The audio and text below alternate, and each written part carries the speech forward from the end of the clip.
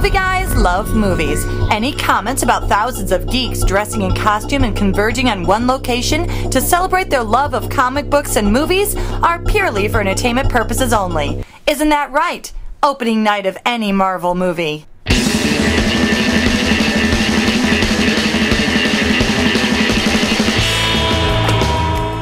Yeah, you think that happens once a year. Not so much. You would think that happens on Halloween. Observation. Straight out of the big gate. Little observation for you. Yes. If you're wondering if we're observant, a lot of that. Wonder no more. You know, the thing you left out, though, is that a bunch of overweight people in tight spandex. That is an overgeneralization. There are a lot of hot people at San Diego. That's true. And at the Guardians of the Galaxy. I'm hoping to get laid at the Guardians of the Galaxy line, personally. With my Star-Lord jacket. I'm going to get it.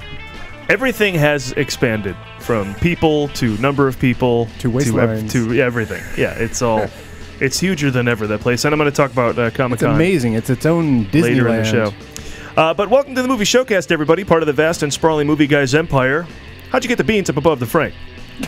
Love that. You've reached ground zero for all things movies and comedy. We bring the two together right here on our show every week with jokes, rants, sketches, characters, bits, special guests, and more as we broadcast from the Admirals Club in the heart of Burbank Airport's flyover zone.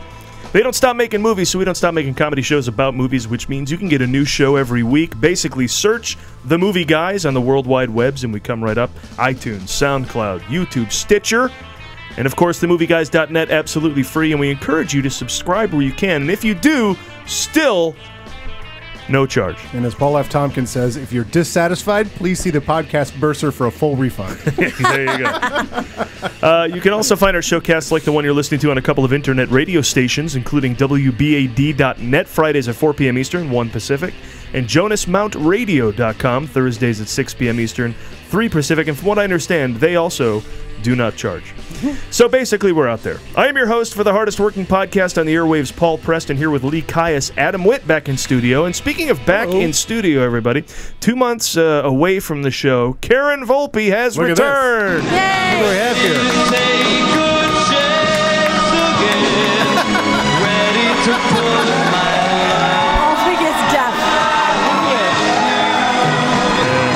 I feel like I should be given big roses and I should do some sort of walk. No, I'm crying. Let's tell the YouTube. Oh, I want the children of the world to be safe. That. Okay.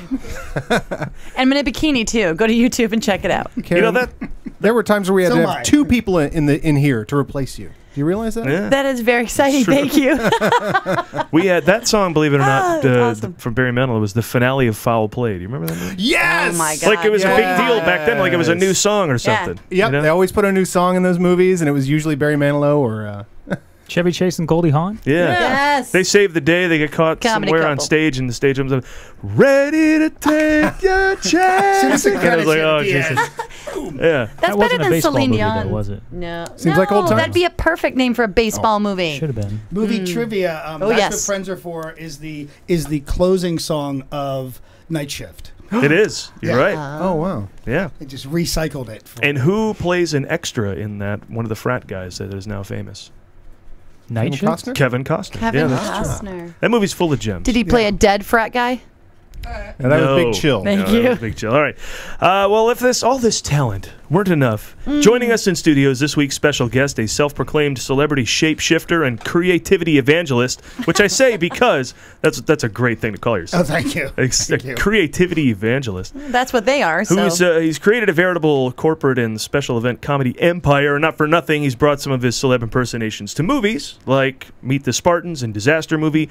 John DiDomenico is with us in studio. Sit down. Sit down. Sit down. Seriously. It's John DiDomenico, everybody. Thank you. Don't forget that. John gets, you get a little Barry Manilow too. Yeah, you won't I get get that. the same music you get. It's awesome. Yeah, you've been gone longer, I guess. Been going for years. Right. And as ever, we'll be talking new releases as Marvel makes August interesting, proving quantity and quality go hand in hand, releasing a potential blockbuster in the Guardians of Gahul. Wait, sorry, that's the Guardians of the Galaxy. Guardians of the Galaxy. And this week, the Guardians of the Galaxy go up against the Godfather of Soul. I think that's a movie we would all pay to see.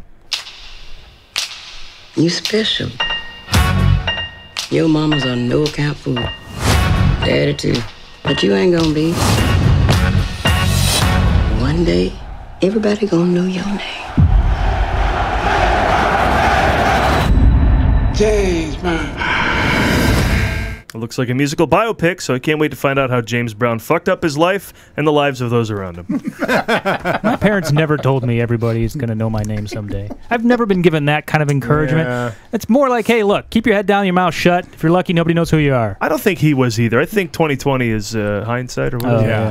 What is it? Hindsight is 20? Whatever. You see that in every one of these films, though. You're going to be a big star. Yeah. Right. No one ever Now that they're a big star, Yeah, they'd say Well, and also the thing is, not only are they told by some knowing person in their life that they're going to be a big star, but they're also much better looking in the biopic.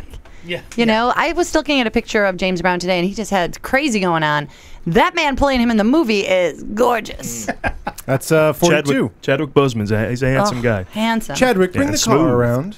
It's got a butler's name, right? Really? Yeah, really? Handsome man.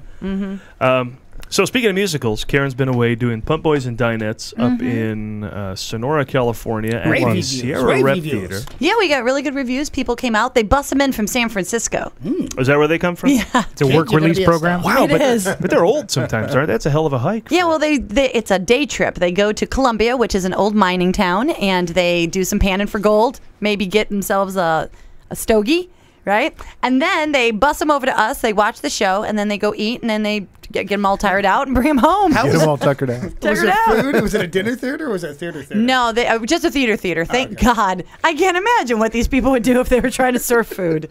Lovely people, but I would not give them the ability. What was We the- what was serve the town? food.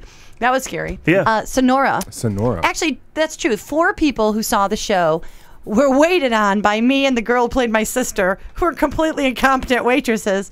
And we would bring them pie, coffee, and water. And what was great was we had only certain times choreographed into the show, it's our tight show, to bring them this stuff. Well, sometimes they had lots of questions, which we would be like, okay, that's great. So I'd come over and I'd be like, hi, honey, I'm going to go get you some pie and some coffee. You want coffee? And really, all they have time to do is say yes or no. Yeah. And they'll be like, yes. And the one lady said, I'd like iced tea. I went, all right, great. I'll be right back.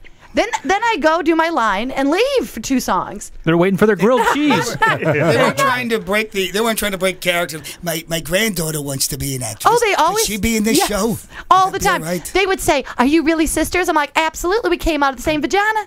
But I mean, Well, well, there's that. there's that. But you know, And we're you gonna sing a can't- song about it. We're gonna sing about it. You can't sit there and give them a lot of information. So Did they think they were ordering actual food? they would order off the menu. I would hand them a menu. And they would get pie and water. Can I And get they the can- egg white omelet only, please? and of course, we would just Order go, off the menu. great, okay. What Yeah. Karen's not telling you is that they actually sent something back. They're like, this pie is stale. Halfway through. Oh my gosh. Pie is plastic. One night I sing this song and I was trying to be nice because the person who I normally that I would normally sing this one line to was suspiciously not gender specific. So I didn't know later I learned it was a woman. I didn't know if it was a man or a woman, so I didn't want to bring a lot of attention to this person because when I sing this line I say there's no one's face I like. So it's kind of like a diss on the person. So I thought, you know what?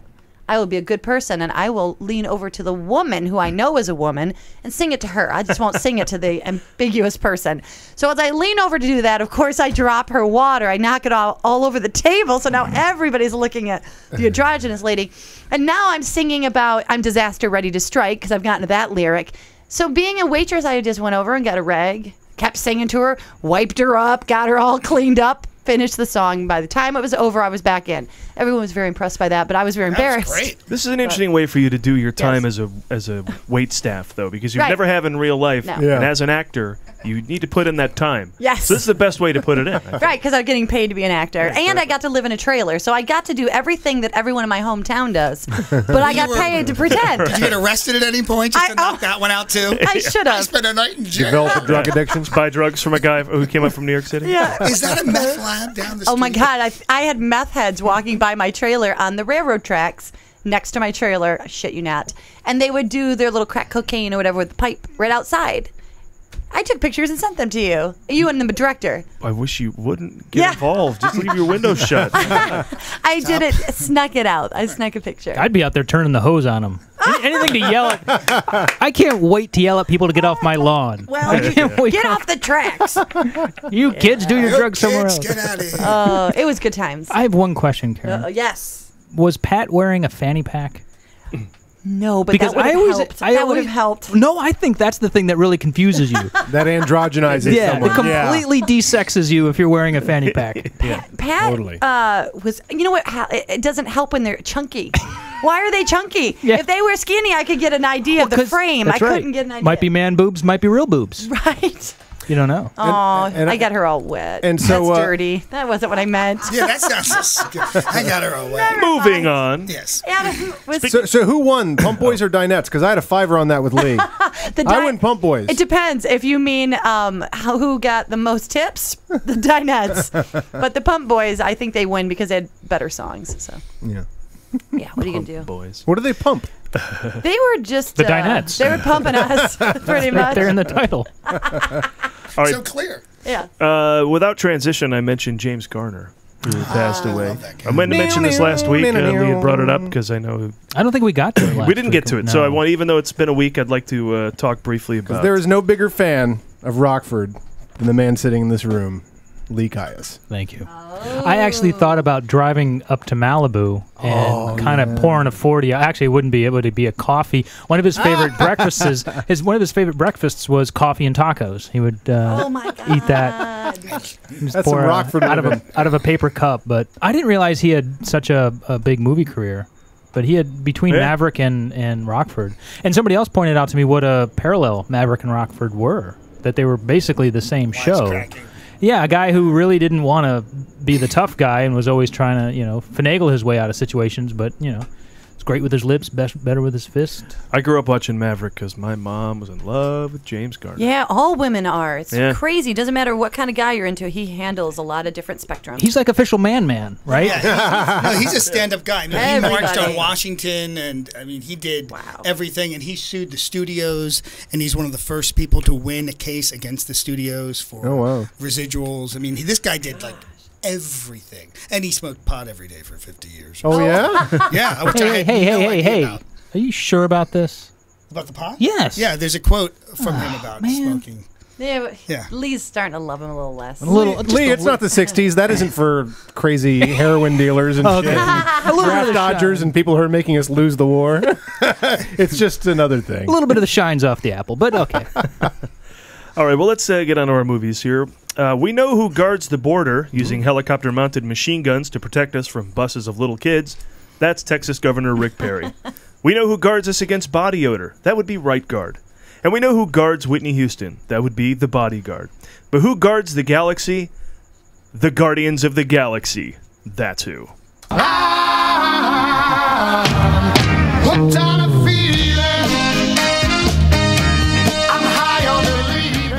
Now, there are James Garner, apparently. There are over 500 billion galaxies in the known universe, so let's not get carried away here. Saving 1 in 500 billion galaxies is like rushing into a burning high-rise apartment building and saving only your cat.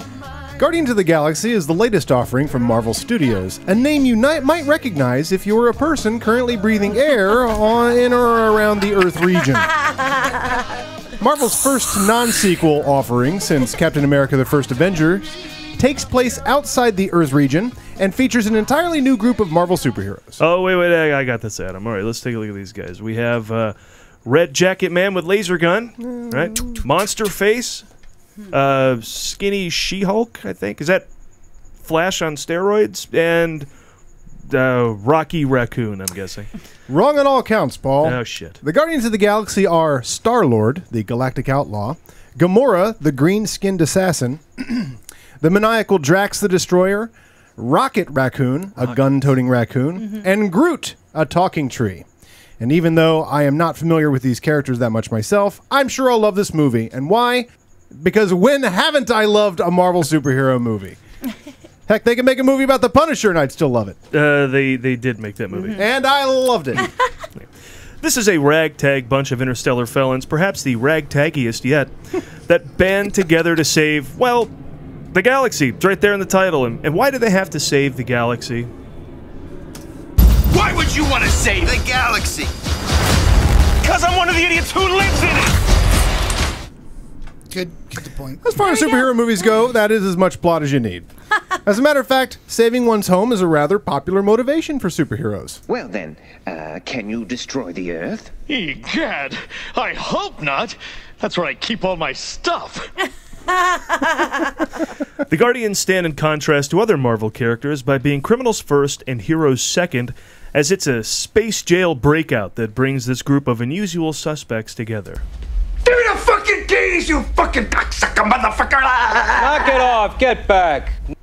But the Guardians go from zeros to heroes when a galactic police force, the Nova Corps, realizes that they may be the universe's only chance to keep the villain Ronan the Accuser from acquiring an Infinity Stone for Thanos. I'm sure Mr. and Mrs. the Accuser are very proud of their son, Ronan. Now, who's Thanos? Why, the guy at the end of the Avengers. What's an Infinity Stone? Why, the cubes that cause planetary and realm-wide chaos in Captain America 1 and Thor 2. What's going on in the Gaza Strip of Ukraine? I have no idea. To call Marvel's Guardians of the Galaxy an unlikely follow-up to Marvel's The Avengers is to accurately observe that neither Robert Downey Jr. or Samuel L. Jackson are talking trees. Peter Quill, the human name of Star-Lord, is played by Chris Pratt, whose face apparently tested well enough to allow him to play the part of Star-Lord as an actual person and without any heavy makeup. Better luck next time, Bradley Cooper and Zoe Saldana. Dave Bautista bats cleanup here as Drax the Destroyer, voted yet again the captain of the American League Home Run Derby team. Paul, you're thinking of Jose Bautista, Major League leading vote getter for this year's All-Star game. Like, I just learned who the characters are. Give me a sec to get the actors down, all right, Adam? Okay. Vin Diesel is cast as Groot. And much like a lot of Vin characters, he's a man of few words, or in this case, a plant of few words. I'm Groot. See, no talking. Isn't he good? Nice. The trailer for Guardians is packed with all the action and funny group dynamics which Marvel has made its trademark.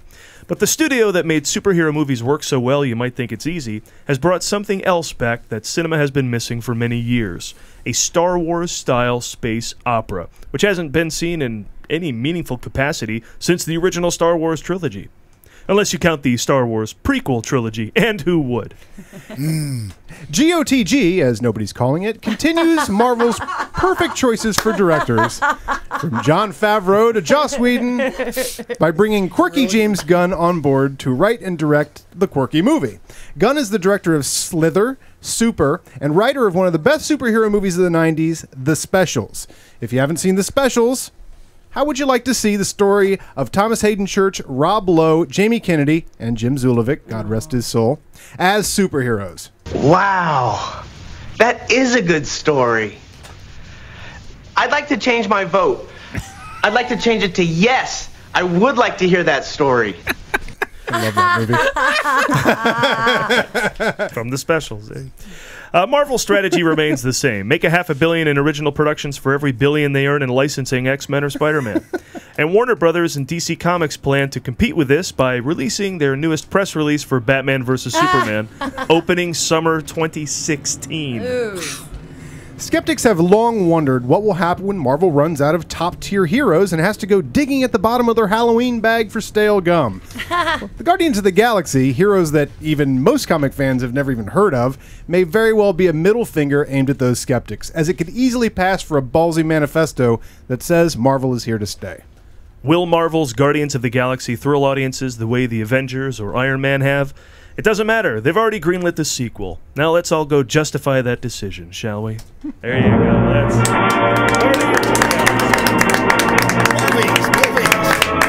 Lots to say about that, but there's lots to say about that. The demise of Marvel has been written since Iron Man. That was such a bad decision, I remember people thought at the time. Here is a character that people don't know. Which I love. It is a second-tier character. He's no X-Men. He's no Spider-Man. He's no Batman. And look what they have just spun out of this. Nobody knew who Thor was. You know, I either. think you might have hit on something. Maybe the reason why I loved the Guardians of the Galaxy, we went and saw like an 18-minute preview whenever I was home a couple weeks ago. Oh, cool. Loved it from the beginning to the end because I didn't know any of the characters. So I didn't feel lost. And being a person who doesn't follow any of the different comic books, sometimes I get intimidated when I see a Spider-Man or Superman or Batman because stuff has happened that I don't know about. And I'm sure that that's the case here, but there haven't been movies about it. So I feel like I'm the kid who's not new in school, even though these characters are new to me. So you're on the same level as everyone else in the audience. Yes, and the same with Iron Man. I fell in love with it because I had no idea.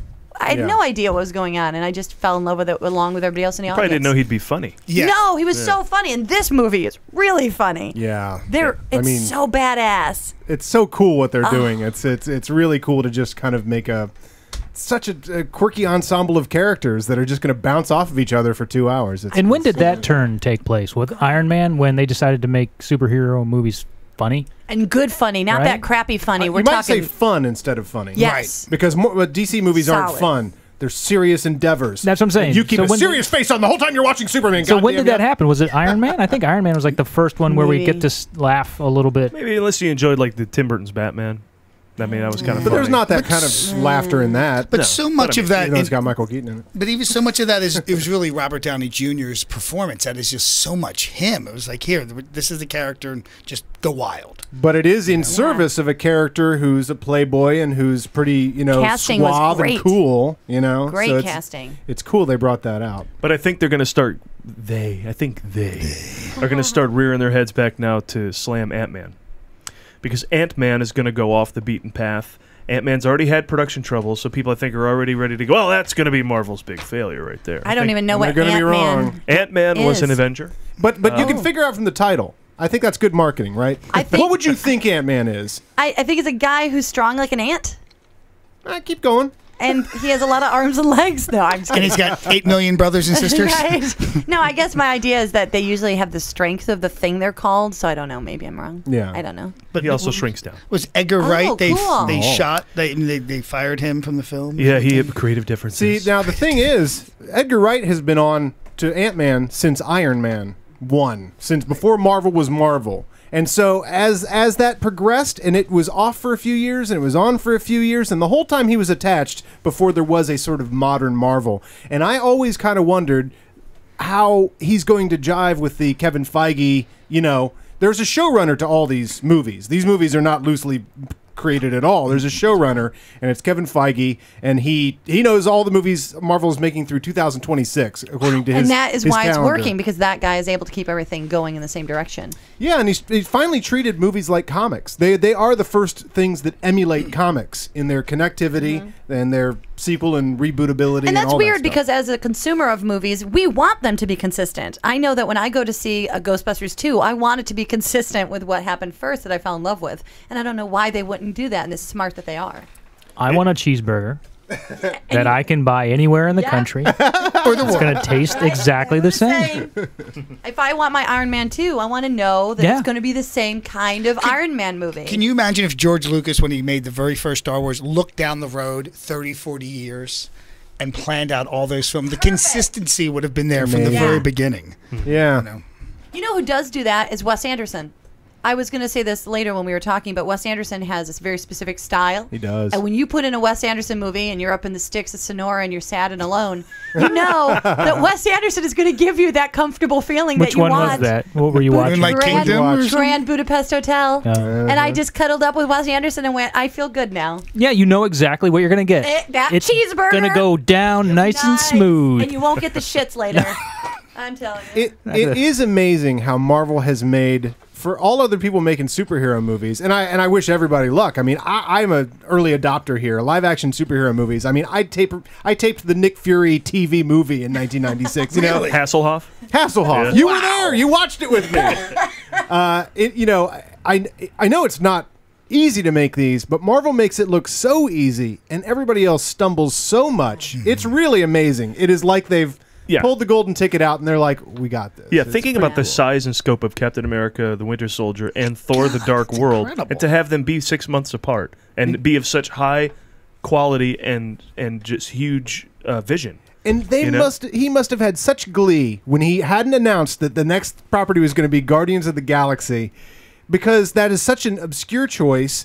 And that is not the next thing you would think would be Ant-Man or Daredevil or Iron. I mean, they've got all these other characters, and it's just so great with such relish that they're Guardians of the Galaxy as our next movie. I mean, there's the ripple that went through the geek community of like, what? But, it's part of that, them trying to take something where they don't have to put stars in, they can build people Well, that's up. always the case. Robert Downey Jr. wasn't a star in 2008. Nobody wanted him. Nope. So that's always kind of been there. But everyone's fees are going through the roof. Yeah, that's the tough thing is now... Well, the first guy to ask for money was Terrence Howard, right? Yep. Right. He's gone. See ya. Goodbye. See ya. Goodbye. Thanks for stopping by, Terrence. That's because... They really loved you the first one. Does everybody know that he got paid more than Robert Downey in the first movie? Yeah. Really? He was a bigger star. Established. He had a bigger star. Okay, Oh my god. He just had some Oscar hype for that... Hustle and Flow. Hustle and Flow, yeah. He cries on cue. The man looks like he's about to cry doesn't all he? the time. He looks like he has his emotions right on the surface of his skin. That guy's got the most soulful eyes. It doesn't matter what he's in. By the way, you are an impressionist or an impersonator. I don't know which is the politically correct term. Wait, what do we call you people these days? Midget. We call him midget. What's wrong with you? I'm sorry. Is that wrong? Prefer dwarf. Well, that's gay. Sorry, faggy. When I'm in full... It's like the difference between cover band and tribute band, right? What do we have to call you people now? You had Ross on, and Ross and Jim. Ross Marquand. Yeah. Yes, all those guys, they are impressionists because in my mind, when I'm doing an impression, I'm not in wardrobe, I'm not in costume, I'm not in makeup. I become an impersonator when I put on the Trump wig, and all of a sudden I'm doing the face, and it's much more of a complete kind of performance. And does changing the face affect the voice too? Oh yeah, yeah. So give us some Terrence Howard. Oh, that's what I was about to say. I've watched a bunch of Terrence Howard movies at work. Can you do it? And I'm getting close. I'm not even going to try right now, but I've started imitating along. We'll check back in. Because I know from listening to the show, Howard next week. all of you are great voice talent, and you've all got some great, the Pacinos and. Well, I think the key to the Terrence Howard is the dance belt. Danny Glover, right? Danny Glover. To wear a dance belt for the Terrence Howard. Oh yeah. I don't know. I just learned about those a while ago. Dance belt. Oh, they make everyone's voice. All right, before we get higher. too deep into the impersonator, because we will dip there in a second. Yes. Let's get to our second movie here real quick. As this looks fun. Week continues with the true story of one of the most watchable men in history, The Godfather, James Brown.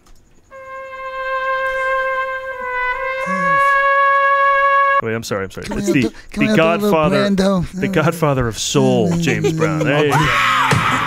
Sing James Brown to Brando. Do it. I know that I would. Yeah. I feel okay. I don't feel particularly good right now. I know that I would. Michael, come here. Do you have a brand new bag? You should have a brand new bag. I got a brand new bag full of money. Do your Young Pacino. Listen, Pop. Pop, I got an offer to go on a Family Feud. I love the Young Pacino. Yeah, you can't do Family Feud. Do Match Game. I want your Family Feud. Good fucking answer, Pop. So anyway, we were talking about movies. There we go. Now, Get On Up tells the story of James Brown's humble beginnings. If you want a story to feature humble beginnings, choosing a subject who's black in the 50s should save you a draft or two. Sorry, I'm still thinking about Guardians of the Galaxy. So, wait a minute. This is James Brown's origin story? It's a musical biopic, so yeah, basically. And it tells what twist of fate gave him his powers. I guess he did develop an ability to move the hips of millions of people all at the same time. The other thing that I love about an origin story is that moment where James Bond says, Bond, James Bond, or when Batman says, I'm Batman. You'll like this. James Brown's catchphrase is all the words to Cold Sweat. So what's his kryptonite? It's a musical biopic, so I'm assuming booze and women. And of course, a biopic can't come without a bunch of journalists or entertainment reporters that think they're journalists criticizing a biopic because it doesn't cover the various wife beatings, racism, and anti-Semitism of its subjects who grew up in the 20s, 40s, 60s, or some other racist, anti-Semitic time. Get over it. Saving Mr. Banks is never going to take a break from warming your hearts with the story of how they wrote Chim Chim Cherie to give you the lowdown on Walt Disney's union-busting tactics. This is a unique story of a poor black child from the rural South growing up during the days of segregation, who triumphs over racial prejudice and economic hardship to become an icon of the music industry, single-handedly ushering in a new era of soul music with his unique and distinguishable sound. Oh, woman, don't treat me so mean. Sorry about that. That was Ray Charles. Although from the trailer, it looks as if James Brown grew up in the same ramshackle house that Ray Charles grew up in. Here's the man we're actually talking about. Okay. I was born a poor black child. Now, if you're like me, subtitles can be a bit annoying. But for a movie about James Brown, they're absolutely necessary. I mean, listen, here's a clip from the film.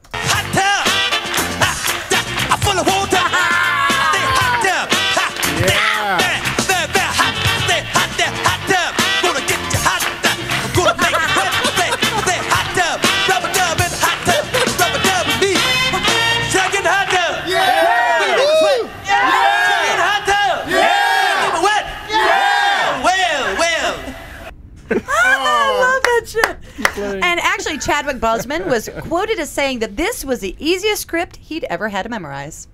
Now, the film also stars Dan Aykroyd, who once again plays the part of an affable, progressive white guy who's above all the racism of the time. Okay, fine, maybe he's only played that part twice, once in Driving Miss Daisy and now in Get On Up. But it feels like he plays that part a lot. That's all we're saying. It does feel Yes. that way. The film is directed by Tate Taylor, who's white enough to have Spike Lee complaining about the choice to hire him as a director. Tate Taylor previously directed The Help, and with Viola Davis and Octavia Spencer appearing in this film, it seems Taylor brings his cast with him wherever he goes. We look forward to Emma Stone as Aretha Franklin. Spike will really complain about that. White men continue to make money off the black man's music, as this film is produced by Mick Jagger. Yes, that Mick Jagger. Mick Jagger from the Rolling Stones produces movies. And now you know.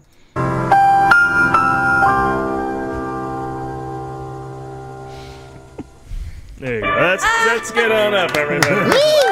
Get on up. Can you remember? I was just thinking about with James Brown. I cannot remember a time from when I was a kid when I didn't know who James Brown was. It was just, he was just always there. Yeah. Could you hear that? There you go. Sorry. Some of it. I'm so used to like. But it's amazing when you look at the old footage of him and you're like, wow, he's been famous since like the 50s. You know, like I mean, when he was the James Brown we knew was already the way past his prime James Brown, who of course was much younger looking than he is today. But yeah, and a bit of a lunatic, right? Like he was like when he's shooting guns and getting in car accidents. He was doing all the same Elvis stuff. I was going to say, he was into the Elvis jumpsuit phase when we figured out who he was. Didn't he wear like... doesn't he have the cape? Didn't they drape him with the cape? Yeah, that was his shtick. Yeah, everyone he can't handle it. He's like, sit down on stage and they put the cape on him, try and calm him down. He's too full of the funk. You know, like, yeah. I love when Prince does some of that stuff. Oh, Prince it's sometimes very reminiscent. can't handle the funk. Evil Knievel did it too. He's like, oh, it the monkeys did it. They always look like the monkeys used to do. Got too full of the you know funk. what? They stole that whole bit in their act. I think the Boubet sisters might have to get too full of the funk. Yes. Note to Get self. on up. Yeah, Prince. Oh, it's too funky. It's too sticky in here. Oh, it's sticky with It's funk. too sticky with funk. I don't know if it's good to have the funk on you, though. Jamie? Always good. It's always good. Okay. Get Thank that you. on. Get the funk on you. Get the funk on. Finally, a trailer for a movie that can justify using "I feel good." Right? That's in every trailer, isn't that? Yeah. Right. You're Robin right. Williams is crazy. Wow, I feel good. Or some- Could you imagine if they couldn't? They were unable to get the rights to that song. Oh my It's like God. the one song they couldn't get That because would of be like I feel okay. and shit. You know, it is ironic that Mick Jagger would produce this because I think Mick Jagger has just stolen all of his dance moves. Well, you know, I was researching that, and I could have swore that the Rolling Stones stole most of their music from like black artists. Yeah. But I couldn't come up with any examples, so I ended up going with the more you know joke because I couldn't Well, find the Beatles straight up covered them all for their early albums. Well, yeah, and I yeah. think the I don't Stones think did they too. It's just it's like the first albums of theirs, and then of course they go on and be their own geniuses. But I think early on they all got their start. I think covering he blues emulated songs. the stage mechanism and the mannerisms for sure. I mean, the fact that Mick Jagger was prancing around like he was, I think he got that idea from somewhere. Oh yeah, they were fans. Yeah, I would think that's definitely, smart. He definitely got the football pants with knee pads. Remember Mick Jagger wearing that outfit? He wore like in the 80s. The bottom half of him was football pants with knee pads. You know you're popular when you're like, I can pull this off. Tee Right? with the sleeves Yes. cut off. Yeah. Right. Like a half shirt. Football. So then ballerina on the top and then football on the bottom. That's the real measure of stardom. I can pull this off. Next week, I want to see you in a pink tutu and then some And knee my pads. Terrence Howard impersonation. Absolutely, Okay. please. Yes, I want that. Do you think I'm going to forget that? Not going to happen. I wouldn't be too excited about that because at the end of Terrence Howard, he punches you in the head. I cry first. He wants a raise. I cry afterwards. I want more money. Whenever I was away, there were a lot of times I would go to the movies by myself, and I would just be sitting there, and different previews when they would come on would get you kind of excited, and there were certain things that would make you a little tingly, and this is one of them. Yeah, this is a great trailer. Such a great trailer. Distinctly missing drugs. Although Yeah. we goofed on it for being all musical biopic. It might not like be in Ray it, and Walk the yeah. Line and all that. But maybe he didn't get into It Robbie. made me mad when Ray... Get out of here, Dewey. You don't want any part of this. Lyle Lovett is in that movie. It made me mad in the Ray Charles movie when he started doing drugs, because I guess I never thought of blind people needing to escape into a world inside Of darkness. Of darkness. Right. And so all of a sudden I'm like, dude, maybe wouldn't you like to see the light? Like, why are you getting in deeper into this darkness? I didn't get it. Yeah, I don't know. I don't know if James Brown gets into the drugs. That's I not a hope part of his not. story, really, that I've ever heard. We'll but I have never to go heard that and see. Ray was a heroin addict. I know, that was horrible. We'll have to go and see. In fact, I can't we wait. will go and see. We're not going to miss this. No, this Yeah. is totally my kind of movie. Yeah, we'll see this. This is a good weekend. I'm going to see both these things. Oh, Well, it's such an all-star producing cast too. It's, I mean, the director, the help, Brian and, Grazer's in there, Brian yeah. Grazer, exactly. I did not ask ahead of time how to say his name. Chadwick Boseman? Whitey Whiterson? It's really white, Chadwick. isn't it? Is he an African American man? Chadwick, bring the calm. Unless you're doing some amazing, unless you're doing some amazing makeup. No, I thought that was a writer. I don't know. That's anything how about good this. an actor I've he been is. away I'm from sorry. He the plays. He internet. plays. Sorry. He plays James Brown. Okay, he's Chadwick the cutie we were Boseman. talking about earlier. But he's like, Is he good looking? Yeah. He is. Yes. Yeah. Yes. He's a bit of a stud. No. He was in Draft Day, which was horrible, but he Yeah. played a baseball player in that, and he was What James Brown was in one of the Rocky movies? Was it 4? Or 4, yeah. Yeah. It was a great. I hope that's featured in this movie. I want to see that. Living in scene. America. Living in America. That would be a great thing to include in your movie, the fact that James Brown was in a Rocky movie. And it takes up 15 minutes of the film. You know, I Dun. am excited to see his professionalism, though, because that's one of the things that I've heard many stories about, that he'll get done with his show and he'll turn around and just give everybody notes about what they did wrong, what they missed, what they have to work on, or they're going to get fired. We were talking about this in the Amazing. trailer jam that we did, and I had heard the same thing, that after every show he would just berate everybody. Yeah. No one was ever good enough, and that's why I'm curious about the drugs, because he had a big rule against no drugs, no getting high on the bus, no being high in the show. No, I haven't heard that there's any drugs or anything. I mean, it can find its tension elsewhere. Maybe it is him being bossy. Really, just being a But he was perfectionist. too bossy. But he was, but he was gay. He was right? very fastidious. He was bossy. He and was gay. gay, for He was sure. definitely gay, though. No, I mean, yeah. we know that. Absolutely. Where do you think he got that scream? They cover that. I hope they cover when It he was. sounded like Benji's scream. Yeah, good lord. Gotta go deeper. It came organically. I found some interviews where he was like nuts later in his life. They said, James Brown was accused of like hurting a lady or something, and we got him here today. James, you're about to go on tour. Do you think this is going to affect how popular your ticket sales are? And he would just go, "Ha ha, living in America, ha!" And the lady's like, "Okay," like, he was just nuts towards the end. And I wonder if they'll do all that or they'll just kind of cut He it did out. shoot up his car. His girlfriend or wife, right? Was in the It was a car. Rolls Royce with a shot with a That's shot. such an Elvis move. Yeah. Screaming There you go. Elvis. in his Guns and jumpsuit. fancy shit. Yeah. Damn it. Guns and fancy He had shit. quite a few gun incidents. Karen, I think that's your next album.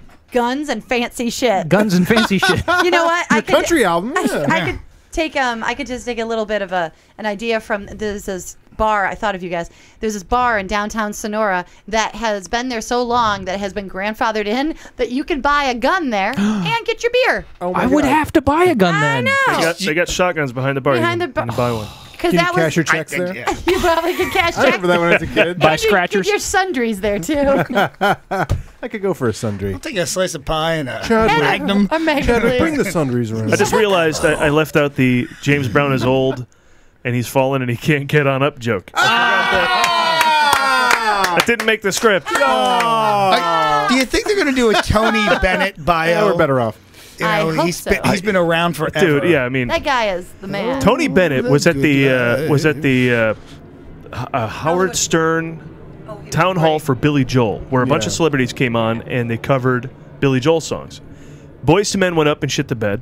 Really? They messed up. Wow. Eliza, what's her nuts? Idina Adele Menzel. Dazeem went up. She fucked up her song.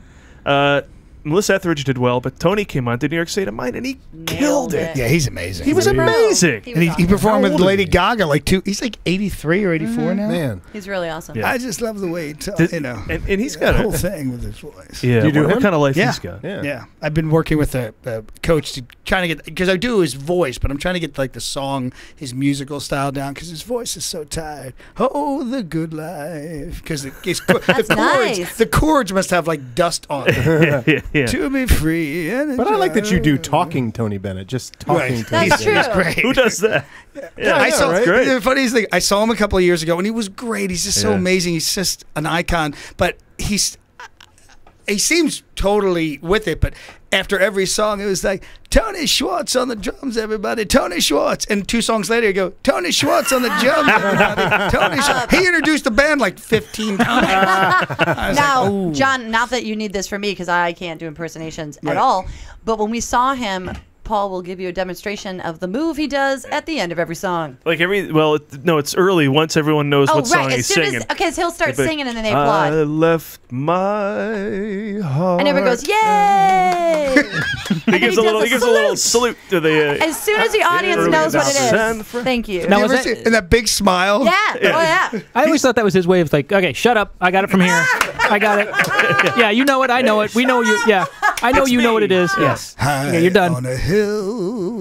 He works the shit out of consonants. That's what I love about him, you know? And he Little town. So does Barbara Streisand, though. We're the little good cable singers. car. Halfway to the star. And the audience goes crazy. Yay! Oh my God! Yay! Yes. At the end of my show, I did one of those. I don't know if you saw it. We all had to like acknowledge the audience as we were leaving, and I would go to leave, and I'd just give them a Tony Bennett. I saw that. Yes. That was for me. That was kind of for me too. I enjoyed it. Yes, right too. So let's get on to these impersonations and all the wacky stuff John DiDomenico is up to. DiDomenico Creative Performance Partners. Yet it's just you. It's just that's what I love. Sounds so fancy. And International Bank. You should add that to it. And private international bank. No, but when I had started, when I'd come up with that company name, it was for like I've hired you too, and a lot of other performers, and I always Justin saw Bowler, friend of the show. Yes, and I always saw it as I love working. It's so funny. I work alone so much, but I love working with other performers and rehearsing and that whole process and bringing people in, and I do talent coordination for corporate events. I had this image in my mind of having a group of partners on the website. That way, if someone came through me, I could get them work, because I feel like it's such a small community, and we always have to help each other as much as possible. I thought it was a tax dodge. Yeah, that too. And a kickback, and a 10% kickback. You know what might be fun is on your website, all your partners are just all the people you play. Yeah. Right. How many do you play? About 30. 30. Wow. Yeah, and that's full costume. That's full costume. Wow. That's 30 impersonations. Impersonations. See? We learned a little something. And how many impressions do you do? I probably do a lot more. Like, I don't do somebody like I'll do Bill Clinton, but I would never even attempt. My face structurally just isn't even close enough. Even though like Frank Caliendo does full makeup on him. Right. But yeah, I won't even attempt it. Frank Caliendo looks like Frank Caliendo no matter who he's doing. Right. It is such a futile attempt. Don't even. That is like whenever Norm Macdonald does an impersonation. I can do an impersonation of someone because I do me doing Norm Macdonald doing the impersonation. Paul, you do Dole. Do Dole as Norm Macdonald. Yes, I don't do Dole. I do Norm Macdonald. Yeah. Burt Reynolds as Norm Macdonald. You know it. The American people know it. By God, you know it. I know it. The American people know it. Yeah, you can hear Norm. Well, when I think about I probably do Austin Powers the music. Yeah, baby, smashing gravy right on. But all I'm really doing is an impersonation of Mike Myers doing Austin Powers. Right. It's not like a direct kind of thing. Isn't it amazing? I heard Jordan Peele on a podcast talking about doing his Obama impersonation and how now everybody is basically doing him. It's weird. When someone comes into the atmosphere like that or political atmosphere, nobody knows how to do him. And he was like the first out of the gate who knew how to do Obama. But then you just watch it grow where now everybody knows how to do Obama. It just sort of spreads like that. But it's a lot of... If you look at... I think it's the best best thing that's ever happened for the worst thing maybe for our country, but one of the best things that's ever happened for Tina Fey was Sarah Palin. Because she was exactly at the right place at the right time when this person came out of nowhere that she looked just like. And she nailed could nail that it, impersonation. And she could nail the point of view, and there she went, and everybody knew about her. And like fully formed nailed it like the day that she came out as a thing. Yeah. Like immediately that night, there was this. Tina Fey was like, I can do that. That was some pretty amazing kismet. It was funny. After he broke it, there were a lot of people, here's the deal. There were a lot of people kind of like all of a sudden they were popping up. There's a lot more people doing impersonations now than when I was a kid when I started, because I started like I was 5 years old. Yeah. You know. Who'd you look up to, like Fred Travellina? Fred Travellina, John Biner, Rich Little. Rich Little. Hey, Karen, I used to watch the match game. Yeah. That's where Fred Travellina was. All those people. And I had a severe speech impediment because that's why I did a lot of voices, because I couldn't speak in my own voice. So I would do Humphrey Bogart and all these different voices and play around and do Ed Sullivan. And was just talking to somebody that had a stutter, and they encouraged him to do other people's voices because other people don't stutter. Right. Well, what it is it's just impersonate somebody who doesn't stutter. That's what he did. He would do cartoons. Brilliant. In retrospect, it's voluntary speech and involuntary speech. So when I was a kid, and I'd hear now right here in our show, the fabulous Gorbachev brothers or something, I could do that voice and access it without my own kids. He's doing a guy named Ed Sullivan. Right. People don't. That's how old I am. For people who aren't dead, let us tell you who that was. Kids, the Gorbachev brothers don't exist. All right, wait. Now I want to have a little fun with this. So I'm going to throw some scenarios at you. Okay. All right, and then you just jump into the characters, and we'll all play along. Make sure they do that one with him and Schwarzenegger. Well, we're gonna play along here because the first one is Jay Leno uses his lightweight cue card-led interviewing style to get to know the movie guys or anyone else who happens to be at the table. Okay. Oh, okay, how you guys doing? Welcome to the show. Good to see you, you know. This is my first podcast. You know, and it's great for me. So how do you guys like to do this show? You know, it's absolutely fantastic. Karen, you're beautiful. Thank you very much. Hey, Jay, is anything ever bad? No, not at all. Everything's fantastic.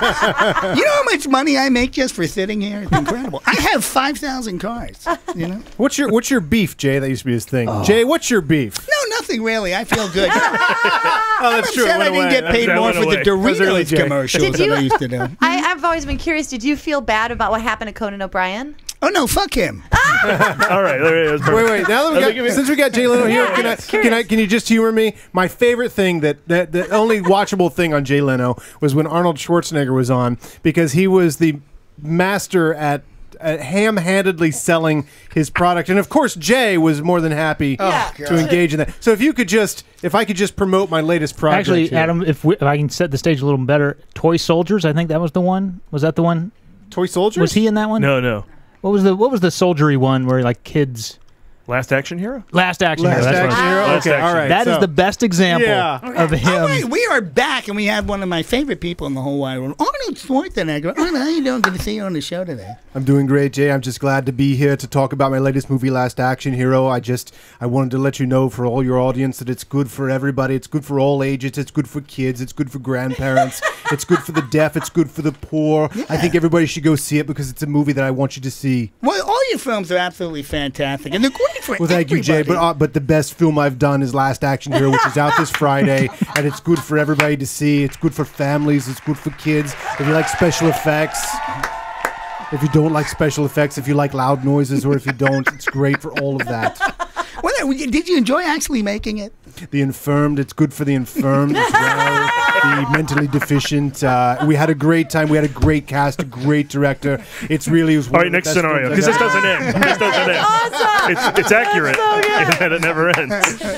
Thank you. Detective Columbo arrives on the scene to get to the bottom of the case of the overpriced movie concessions. You know, I'm a little confused.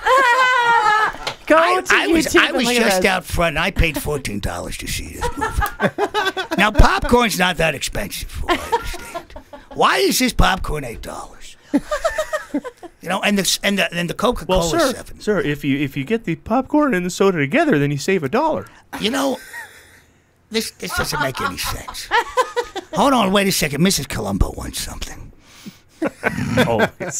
Oh, that's awesome. He's there to see Mockingjay. And if you, and Karen's right. One more thing. Karen's right. He does the eye. Where's the milk duds? That's why. Go to YouTube and look at his face. That's crazy. That's awesome. Just the one eye. Oh, that's amazing. Do that. So here, Dr. Evil protests a movie guy's joke. He doesn't find it funny. So here we go. What's the difference between a Transformers movie and a bucket of shit? The bucket. Hey! You know, Paul, you're quite insolent. I don't think that's very funny. Mini-me, Daddy will be with you in a second. Daddy loves you. Get you a hot pocket. Okay? I think this should be my show. It should be the Dr. Evil guys. I just want to tell you, Dr. Evil, that I've been watching the that movie where Steve Carell plays a bad guy, and I think he's a little scarier than you. What is that, with the little yellow people? Despicable Me. Are you jealous? You know, I would like. You know, I think that was totally stolen from me. What do you mean? Well, look, he has bald heads and he has little minions. Yeah. You know what I mean? Like, that's mini-me multiplied. You know, I'm not stupid. You know what I mean? I that think was I do. stolen from me. How would you overtake his empire? Yeah, Oh, 'cause quite he's evil. easily. You know what I mean? I'd have sharks with lasers. Ooh, laser shark. Laser sharks would Patent be good. pending. Yes. They could be in a How tornado. has Sci-Fi Channel not made that already? I know, right? It sounds totally like Laser a movie. shark. Like, yeah. Laser shark. I'd send my son Scott in, you know, but he's quasi-evil. All right, speaking of Transformers, we try and describe the plot of a Transformers movie to Ozzy Osbourne. He's to me, man. You know, movies. Yeah, so they're made of now something we found called transformium. Hey, he's I think one of my albums was Transformium, man. It's amazing. Sharon! Sharon's not here, Ozzy. Hey, she's not here, man. I'm illegally required to yell that every what's he so bloody hot in here, man?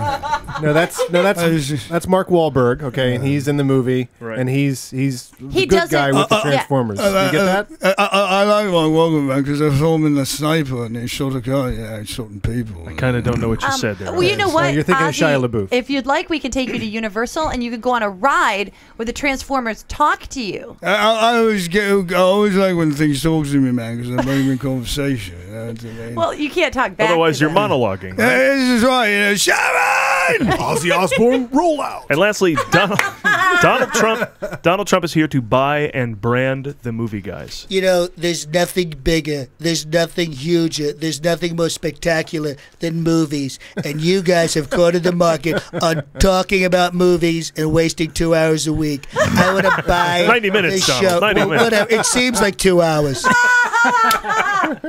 That's what a value it is. Right. I'm going to buy this show. We're going to make it the Trump guys. It's going to be absolutely the biggest podcast. You're on what, 3-4 radio stations?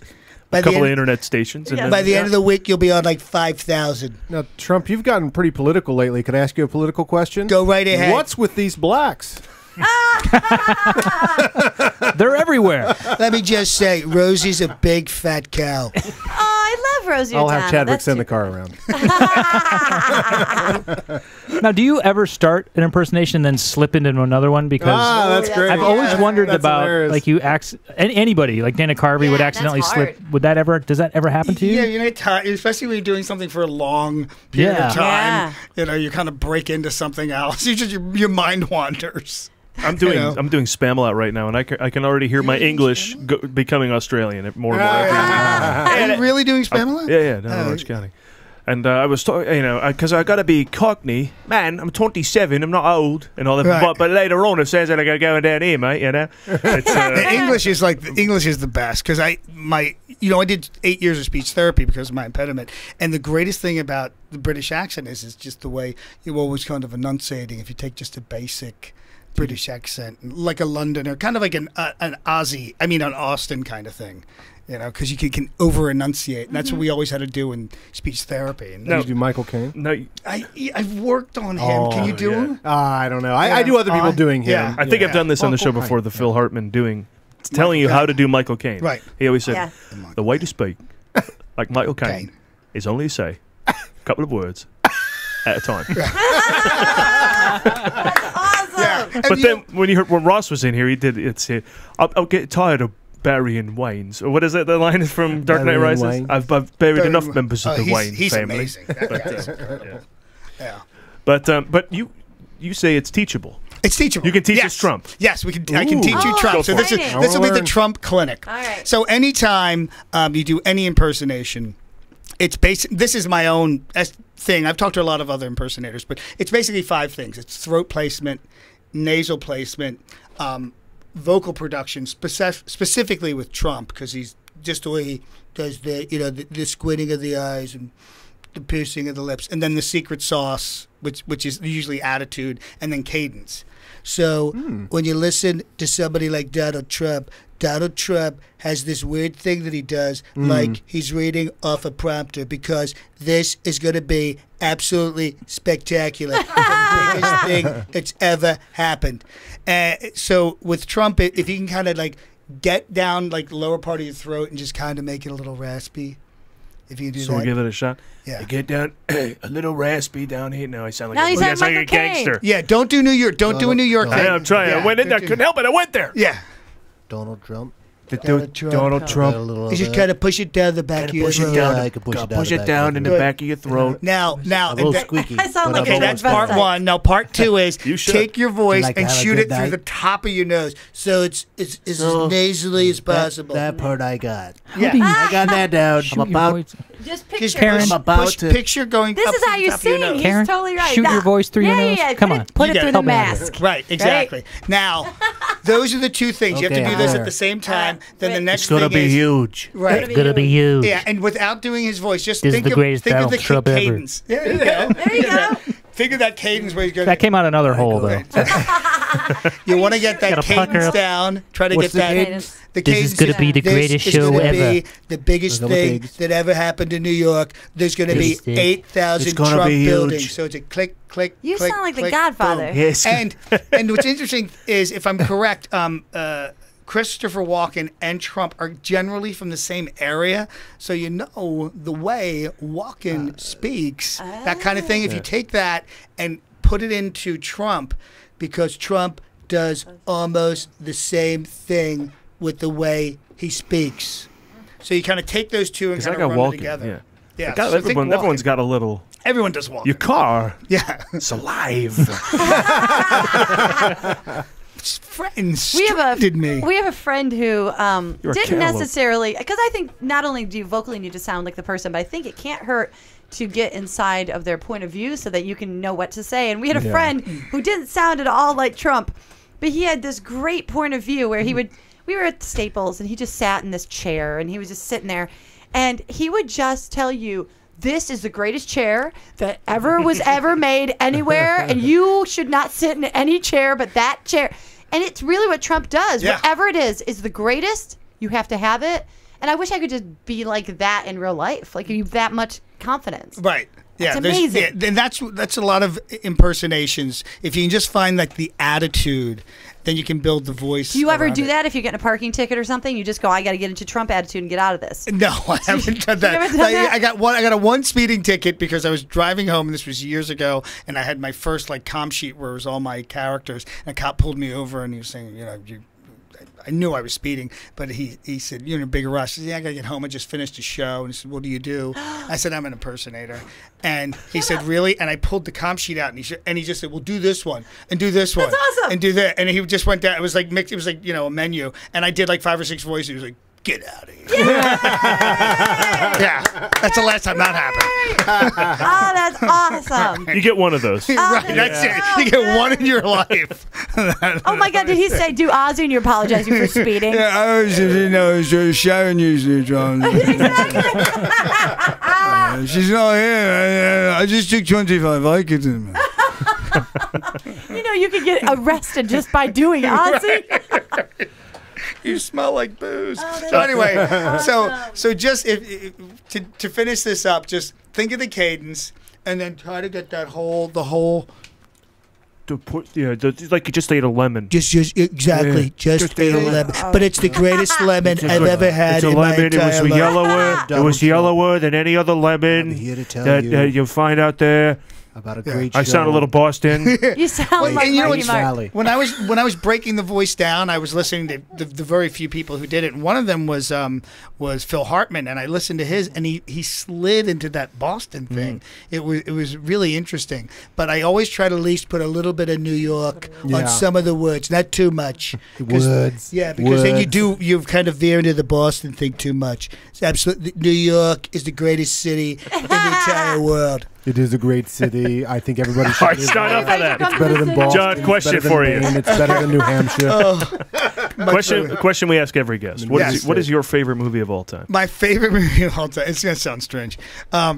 Oh, we've heard everything. Oh, really? Okay. Yeah. I loved the movie Network. It changed the way I saw movies and the way I saw life, and I think everything. Because I was a kid and we went to see it by accident. My friend's dad took us to the movies, and the movie we were seeing was sold out. So I was like, "Oh, we should see Network," because I remember seeing the commercials for it, and it just looked really good. What parts were in the commercial, by the way? I don't think I've ever seen in New York City. When it's kind of when they still did the voiceover thing. Yeah. It didn't do it justice, I'm sure. But got you excited. But I saw the movie and I was like, these are adult. Like, it was just so different. It was adults and it was business and they were cursing and there was all these things happening, and I loved television and I loved movies, and to watch it all come together. And I knew like William Holden was kind of, even as a kid, I kind of knew he was from this other era, and he was crossing over with Faye Dunaway, and I had never seen a movie where someone got pissed off and did something, leaving him on the air and letting him have the meltdown, which caused all these other things to happen. I was just amazed, and I loved New York too, because I lived in Philly, but I knew like New York's where I wanted to be. I wanted to be in theater and film and TV, and it was just I had never seen anything like it.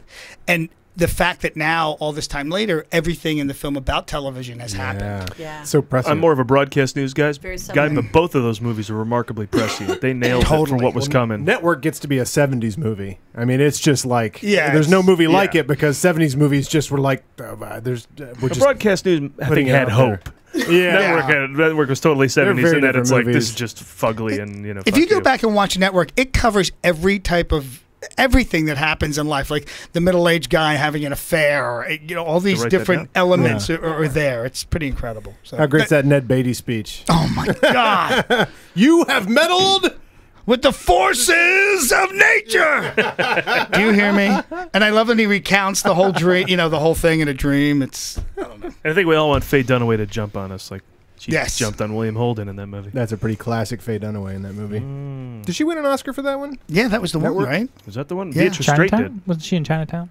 No, who was She that? was in Chinatown, but she didn't. I don't think she didn't win for Chinatown. I think she won for Network. Well, he won posthumously.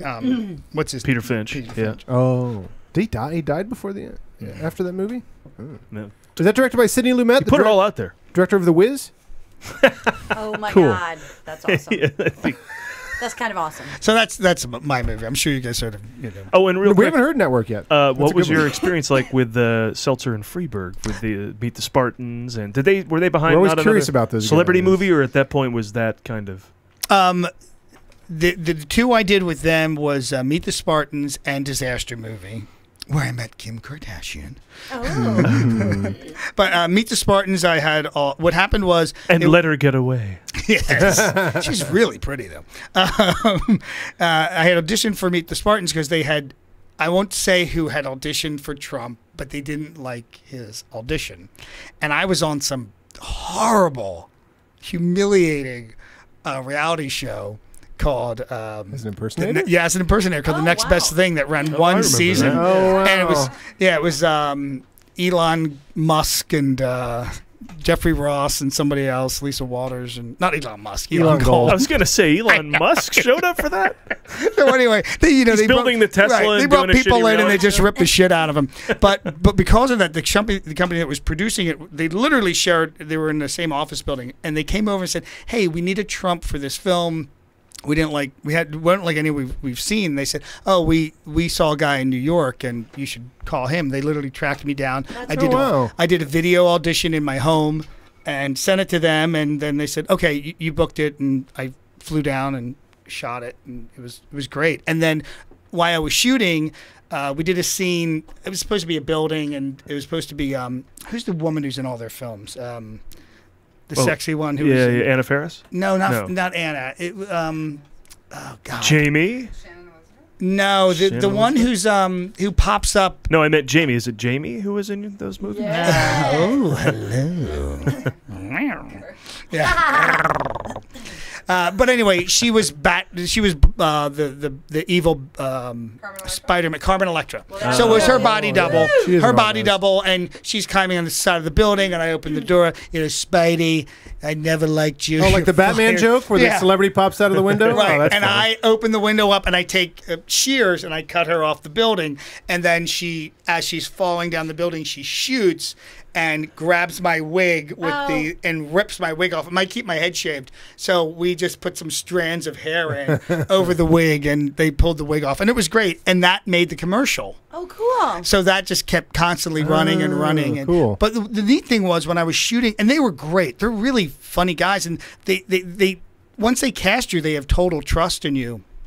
And they was like, do whatever you want. Once we did the lines and they had takes, they wanted to like, do whatever you want. And I was like, okay. So we did that, and I was getting out of makeup that day, and they said, the makeup person, the hair person, who I'm still friends with, said, you're going to be back for the next one. I was like, well, that's nice. That's just like what happened to James Brown. I think you are going to make something of yourself one day. You will be back. But you never believe that stuff. And they called me back for the next film, and they added 2 characters. I was the love guru in Disaster Movie, and I was Dr. Phil. It's all about timing. Yeah, and it is all about timing. But I worked with Ike on both of those. But on the second one, he was like 5 different characters. Did he do? God, I still haven't seen him. He was only Dane Cook in the Spartans, right? Right, yeah. But in the next one, he was Batman. He was really? Oh god, I should see this. Yeah, he was 5 different characters, and he was hilarious. The scene in when the city's being destroyed, he's Batman, and he's leaving town. And he runs into the main cast of characters. He's got a wheelie piece of luggage. And it's the funniest choice. I just thought it was hilarious. And a lot of the Mad TV people were on that. Yeah, I think it was great. I think Josh Myers is in one of those too. Christine Flanagan. I think he plays Vote for Pedro. What's that guy's name? Napoleon Dynamite? Oh, yeah. Yeah. But and on that one, they were even better because when we did the Dr. Phil scene, the whole bit was I grab a girl and kiss her and she slaps me, and then they said just do whatever you want, and then we did a whole bunch of like kind of B-roll. They knew were going to be in the credits, so they were great to me. I really enjoyed working with them. I have not seen those movies, but you're making me want to. I know now. I want to. Well done, sir. And I know people love to hate those movies. Yeah, but they work really hard on them, and I know some of the stuff you're like, oh God, why'd they do that? But they really, there's so much to those films, and when you see the prop department and the scenic design and how hard they work, Meet the Spartans, they worked so hard on these films, and the crew is the same crew from film to film. Yeah, because they made a film a year for a while. And they've got a great kind of shorthand, and they work really fast, and it's a great set, and it's a real fun set, and I feel grateful to have done it. You know, we'd be the first to say that the Abrams Zucker crew made that look easy. Yeah. And it is not. No. Yeah. So, yeah, anytime you can pull up I close. think we're prone to make fun of Seltzer and Freeberg because we love Airplane and that style of humor, but it's done well so few times for all the people that have tried it. Now, I got to say, Seltzer and Freeberg look like absolute geniuses next to, like, there's like 40-year-old virgin who knocked up Sarah Marshall. Yeah. Unwatchables, like the ones that just string a bunch of titles together. I did 30 days of paranormal activity with the girl with the dragon tattoo who saw a bear and shit in the woods.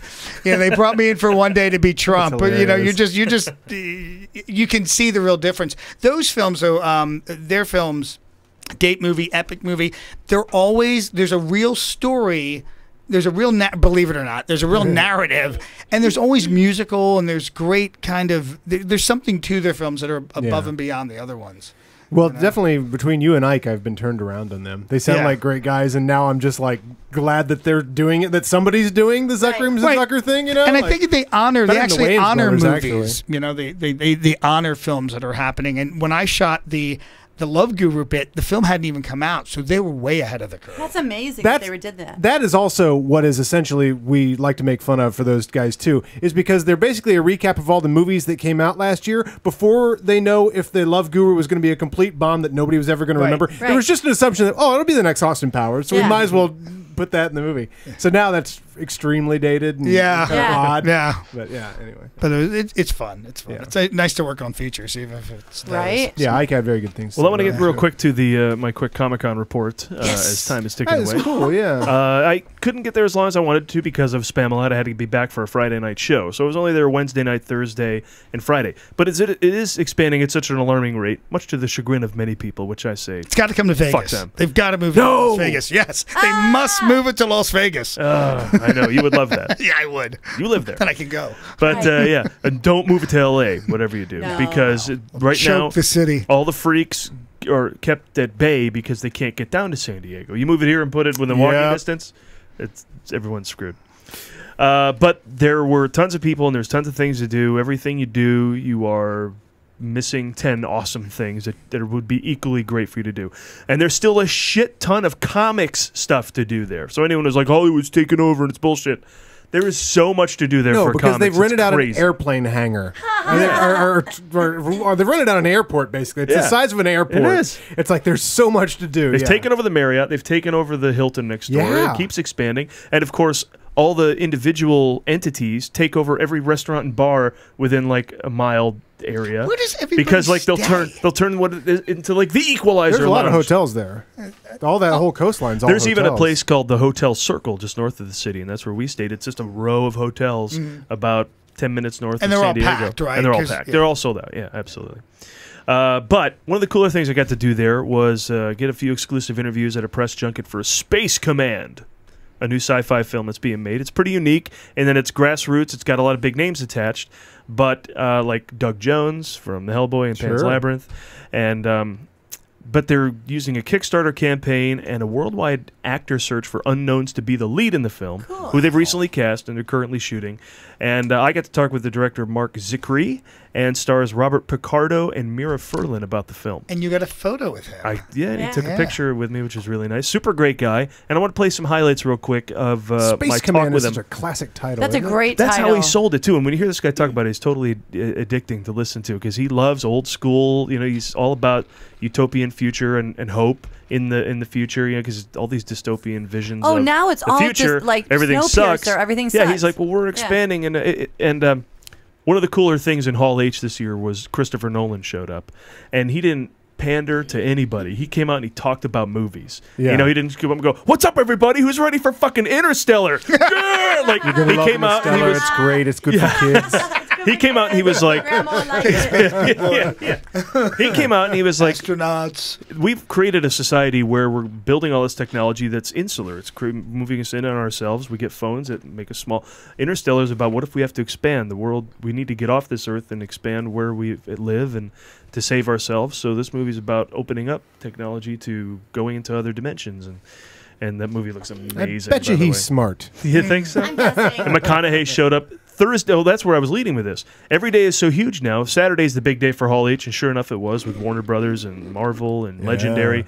But Thursday was great. I mean, DreamWorks Animation with Benedict Cumberbatch there, and Jim Parsons, and then Jamie just woke up. Jamie grumbled. And then start making yummy noises whenever you make and The Giver. Tall British guy. Jeff Bridges showed up to talk about The Giver, and then the whole Paramount panel. The Rock talked Hercules. When he shows up, it's that opened. Didn't that opened already, right? Yeah. And Zach Galifianakis. Yes, that opened last week, right? Because I had that on Rotoflix. It was, yes, it opened. But he was one of my he showed up to say, fantasy teams. "Look, I went. I bought out 3 theaters, so you some bitches can come and." I went into Austin for a second. Hang on. Either way, go see Hercules, baby. Yeah. Here's my Rock impersonation. You're the love guru. He was announcing early screenings, so you could go see early screenings. But anyway, here's my interview with Mark Zicree, Robert Picardo, and Mira Furlan. Paul Preston here with themovieguys.net, talking to Mark Zicree, the director and writer of Space Command.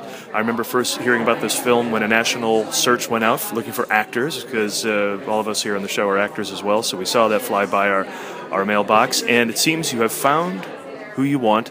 Tell us what the project is. Yes, well, Space Command is a series of big science fiction films that covers 150 years in a future chronology. It's 5 generations of 3 families as we go out into space, colonize the solar system, and jump to the stars. So it's this big epic science fiction story, and having written for Star Trek The Next Generation and Deep Space Nine and Babylon 5 and a lot of these great iconic science fiction shows, and growing up, of course, with Star Trek and Twilight Zone and Outer Limits, I wanted to really explore a big canvas, but tell it through these families, these different, so we get to meet parents, children, grandchildren, great-grandchildren, and so forth. And it's really a lot of fun. I'm having a great time.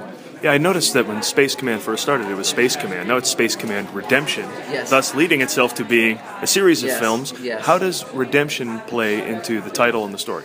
Well, basically, Space Command is a hopeful vision of the future. It's not dystopic. It's not hopeless. It's not nihilistic. And I like that, by the way. And it does seem refreshing because, man, there is a lot of just dystopian future movies out there. And I think that, for me, many of my friends are showrunners, and I know a lot of big A-list screenwriters, and it's always very ironic to me that they're writing these very hopeless, dark stories, and then they go home to their mansions, and they have their families, they're taking their kids to soccer practice. It's like, well, why aren't their lives where love and loyalty and honor have such weight, and success has such weight? Why isn't that showing up in their work? And I don't mean to tell anyone what they should be writing, but for myself, compassion is a counterweight to the darkness, and it's real. And I think that exists in the future as much as it exists in the present. So I grew up with Star Trek, and Star Trek went on to inspire a lot of people, and it was done during the Vietnam War. And so you had the moon landing and the Vietnam War at the same time. And you had the Cold War. And so as we live our lives, there's darkness and light in equal measure, So that's what I'm doing with Space Command. But it has grown as a project. It started as one film, and now it's 6. Wait, and Redemption means then what to the plot? Well, yes. I should actually answer the question you asked, shouldn't I, Paul? And No, I love your passion, by the way, about why you chose to make the story it made instead of just like giant bugs kill everybody and there's 10 people left. Well, Rod Serling, I wrote The Twilight Zone Companion, and Rod said that with a single episode of a single TV show can change someone's life for the better forever. And I take that responsibility very, very, very seriously. So Redemption, you have characters. The issue in the first episode is about where do you draw the line? You don't just accept that you're the good guy because there's the assumption that you're on the side of the good guys. There comes various points in your life where you have to say, wait a minute. Are the actions I'm taking, are these actions moral? And am I on the right side? And when you come to that crossroads, even if it costs you your own career or other very important things in your life, if you're going to do what's right, you have to take the hard choice and you have to stand up for what's right. And so Redemption is about various characters redeeming themselves and finding belonging and finding compassion and finding meaning and finding courage in the challenge of the story. And we start with an act of courage because there's a mining, our hero, Captain Jack Kemmer, he's under orders, and Mira, if he follows his orders, Mira Furlan and her daughter are going to die in it because their ship is going to burn up in the atmosphere. And his commander is saying it's too dangerous for us to rescue them. We'll just report on the debris field. And he disobeys orders and saves them.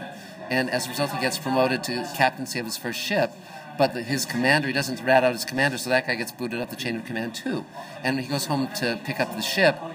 And back to Earth, he's stationed on Mars, and his dad, who's career military, says, you were a coward, you weren't a hero, you were a coward, because you should have burnt your own career to the ground and ratted that guy out because he shouldn't be commanding anybody.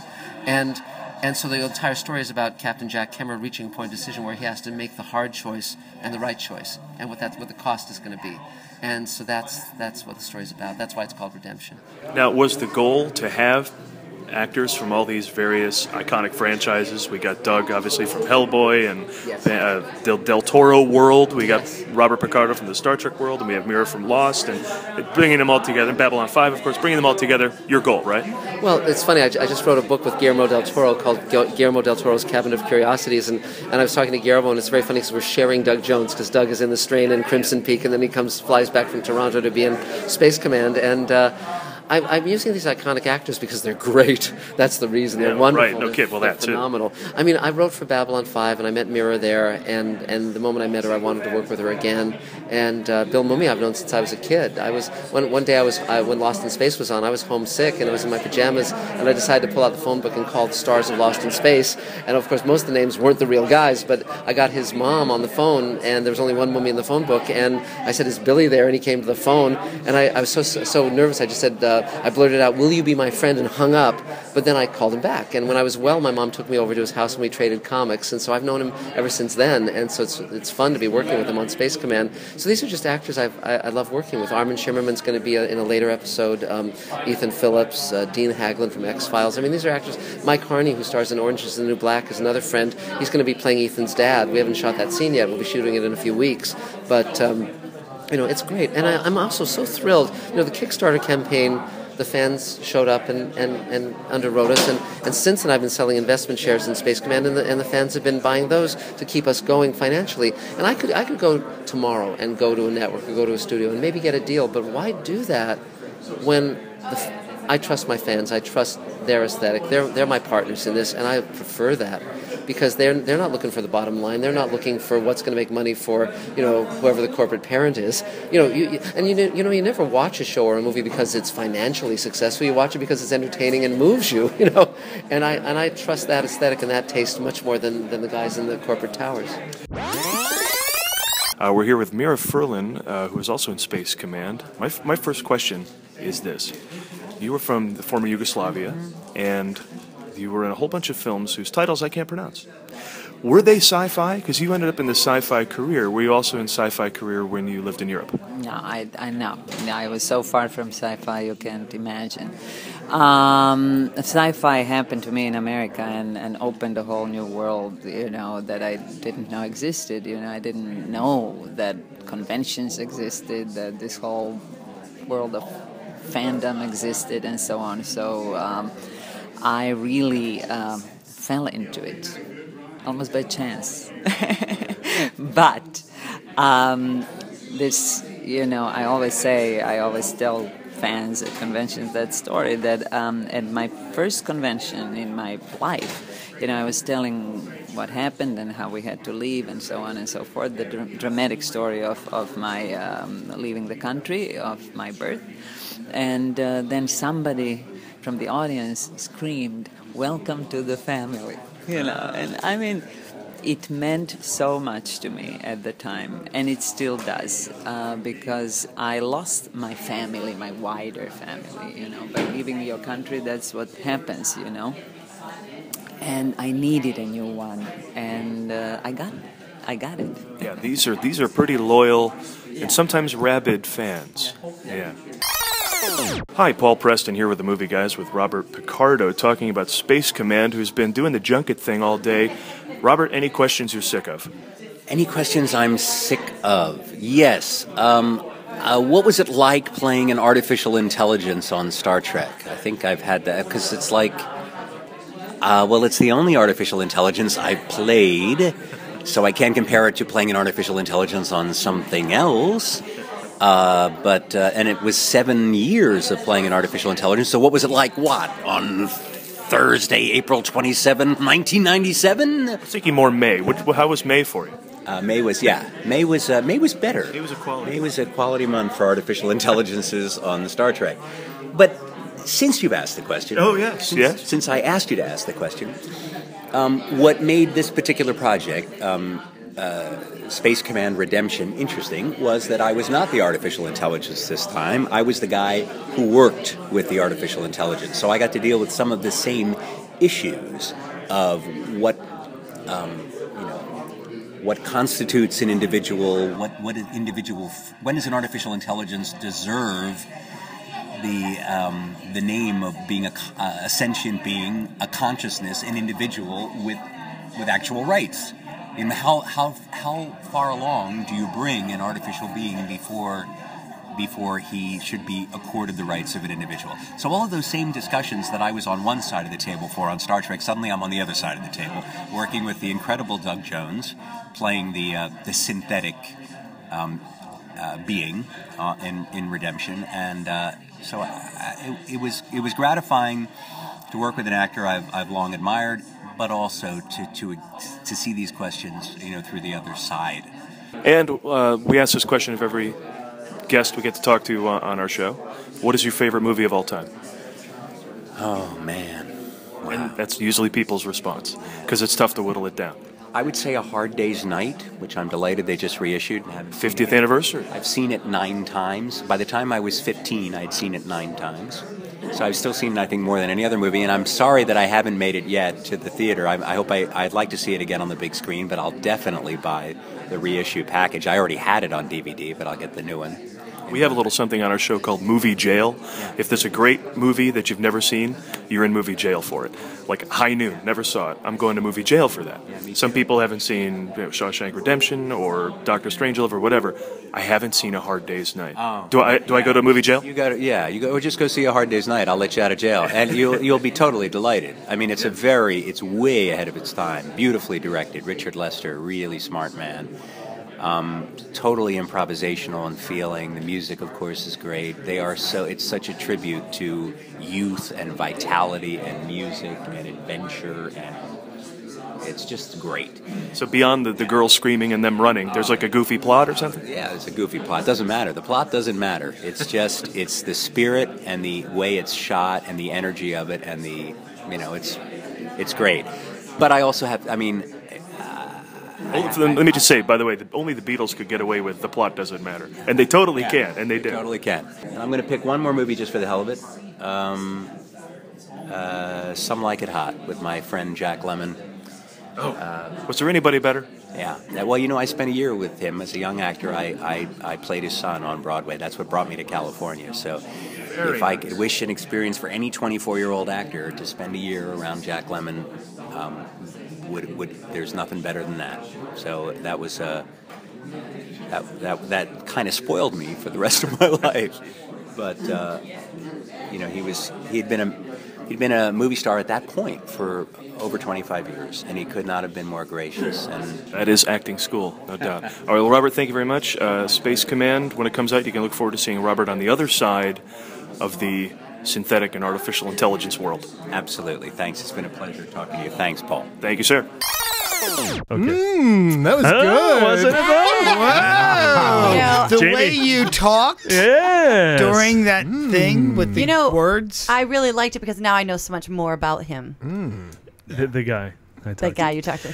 Yeah. Oh, one quick shout out as well. Something called Mordroud.com. MORDRAUD. I'm wearing their T-shirt. This is a. Oh, that's gorgeous. I know. This is a short film and a novel. Here's the deal. I've seen this Karen took the good computer with her up to Sonora, so I had the crap computer, and I needed to upload our show last Wednesday to SoundCloud, and I had no way to do it. Oh, that's right. So these guys were sitting around a table. I said, "You guys get Wi-Fi on the computer? Can I upload my show just real quick? I swear I'm not putting a virus on your computer or anything." Turns out they were Italian. Super cool. I got to tell them all the crazy stories about going to Italy, and I brought up the Google Translate, trying to They didn't make speak sense very of much everything. English, so A couple guys did in this group, so which was good because we got everything taken care of. At a restaurant? This It was at during this was the Comic-Con. Hotel Circle Comfort Inn. Yeah. We were at Comic-Con, and they have a table for their product called Mordroud. And Mordroud, they said there's a book and everything. So I went to their table, and it's not a book; it's like a great, novel. It's like this big. The guy wrote a novel, and they made a short film, which I can't wait to watch. But I wanted to give them a shout out because they helped me get the show on the air last week. That's very cool. Yeah, so Mordroud.com, an Italian fantasy saga. DROUD? Mordroud? Yeah, Mordroud, like I said, like Smaug. Yes. Yeah. Will that be in the show notes? Like Mordred, but Mordroud. Yes. Yes, Oh, yeah, absolutely. Yeah, absolutely. And it's a 22-minute short, so I can't wait to watch it. And that's what That's they're bordering that's on what a they're long. pushing. So, but real quick, let's get to Uncle Adam came to the show. Did you see this week? Is that Tenacious D? I know, right? Yes, I it don't is. like him. This is mainly what did Karen see the last 2 months? Yeah, seriously. What do you got, Karen? All right, so I wrote it all down so it wouldn't take forever. First of all, I have to say that you were right about Tom Cruise being the most Tom Cruisiest. The best. He was amazing. I loved Edge of Tomorrow. So I went to the theater a lot by myself. My friend Paul went to this one with me. And I loved the whole Tom Cruise as Phil Connors. The whole. Oh, absolutely. It was excellent. I That was a thought great it was movie. amazing. And I also remember just sitting there watching Tom Cruise at the beginning going, God, he's sort of bad at being Tom Cruise. This is really weird.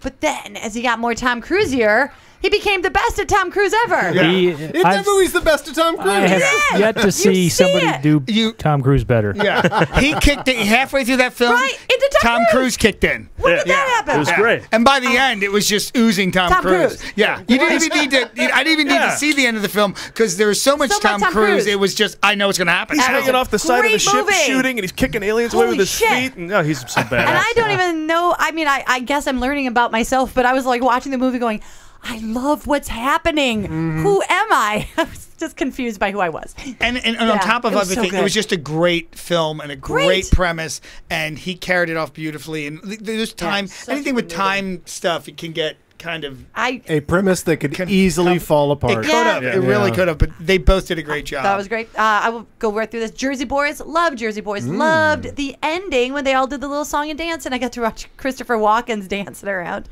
I thought that was a great movie. Why do you think that film didn't do that well? Is it just timing or timing? I think so. I think he put that out in the holidays and pretended some awards fodder, and people look at it differently. And then if they're told how to look at it, they might like it more. I really loved it. Because it went... I know. Such a shame. It's better than they say. I'm sure. We said earlier, Guardians of the Galaxy. I saw the 18-minute preview. Lost my mind. Sweet. It's gonna be so good. And I still see. And I'm sold on IMAX 3D for that. Oh, me too. I'll pay whatever. Yeah, go see it. It was worth it. Then those are then Magic in the Moonlight. I saw that. It's a Colin Firth movie. And I was so happy because there's so many things going on. One, it was a Woody Allen movie that I really liked. Oh, that's a new one. New one, yep. And two, Colin Firth was cute again, which I'm a big fan of that. Very yummy. And he was just adorable. And have you seen it yet? Oh my God! Your feet are slapping. Oh, it's so cute in this movie. And it's one of these movies that I could not get ahead of it, and things happened, and you just went, "Shut up! What?" And so stay with. Wow, that movie does some turns. It's really exciting. I saw an interview. He said there were a lot of words he had to speak. He said that it was the most dialogue he's ever had in a film. You know, I believe it because he played a very intelligent, on top of his game kind of guy who was the expert at what he was doing. And then he had to find a fraud. So he had to always be the one probing. Oh, that sounds so dirty. Colin Firth was probing. He's a magician, right? This is like in the era of like... Illusionist. Yeah. How many screenplays have we written here at this table? Oh my God! Woody Allen's written one every year for 40 years. And this one is so good. And then those are the movies that I really loved and was excited about. Then my blahs, as I called them, were Dawn of the Planet of the Apes, where halfway through I had to turn to my friend who was playing my sister in the play and go, "Is this really happening? What is this? Is awful, right?" And she's like, "I think this is awful." Dawn of the Planet of the Apes? Yes. I thought you said Donna, the Planet of the Apes. That movie I want to see. I want to see that. Donna, Planet of the Apes. Donna, Planet of the Apes. Here's the only thing that I guess I could put into words. I just could not handle the John McClane monkey riding the horses with guns blazing moment. You know what I mean? Did he say someone should have let you know there were apes in the movie because that's they put that up front. No. I was loving the first movie where there was a lot more James Franco in the ape. I loved all that. This one was. Did you tell the difference? This one was Caesar. I loved him.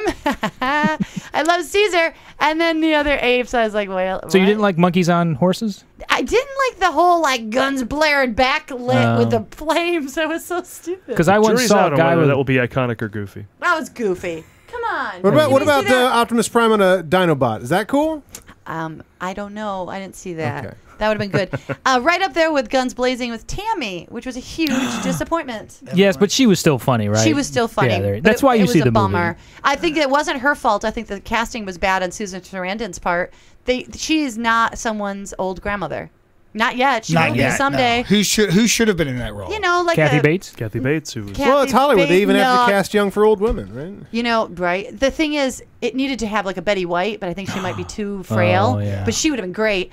But Kathy Bates comes in that movie and finally fixes it for a couple of seconds, and I realized that's when I think I went, "Oh shit, this could be a good movie if it was just about Kathy Bates and Tammy." Go away, Baton. And I have to say that Mr. McCarthy is not funny in that movie. In the way that Vince Vaughn is not funny in The Watch, because we've talked about how hard he has to work in that movie. Melissa she looks like she has to work really so hard at Tammy. But she comes off not funny, and sadly, just because the odds are against her. Wasn't this the one directed by her husband? Yeah. That doesn't bode What would the Love Guru say about Tammy? That movie was a piece of crap. I assume you're right. I assume that's what he sounds like. I don't know.